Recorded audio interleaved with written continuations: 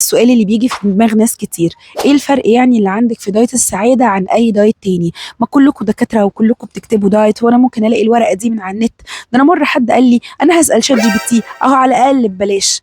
يا جماعة، هي الفكرة مش في ورقة الدايت. لو على ورقة الدايت فما كانش حد غلو، وما كانش زمان دكاترة التغذية اصلا موجودة. الفكرة مثلا في دايت السعادة هو ان احنا بنكون جنبك تيم كامل من دكاترة ودكاترة نفسيين وكوتشز ومدربين رياضيين وفريق دعم، عشان بس نكون جنبك، نساعدك ونشجعك، نشوف مشكلتك انت لوحدك ونقول لك على حل يناسبك انت لوحدك، نشوف مواعيد يومك ونظبط لك عليها اكلك، نشوف طبيعة اكلك ونظبطها، نشوف حالتك الصحية، محتاجة تزيدي، محتاجة تخسي، محتاجة تثبتي وزنك، بترضعي وعايزة تحسني جودة اللبن، بترضعي وعايزة تخسي، حامل وعايزة نمو صحي للجنين، كبيرة في السن وعايزة تظبطي وزنك عشان مفاصلك وركبك وجعاكي. كل الحاجات دي احنا بنظبطها عليكي انت. احنا مش بس بنكتفي ان احنا نتابع سيدات، احنا بنتابع الرجاله وبنتابع الاطفال وبنتابع الرياضيين. الحمد لله احنا فريق مكون من اكتر من 25 شخص، والحمد لله الشركه بتاعتي دايت السعاده الحمد لله ناجحه جدا جدا مع حالات كتيره.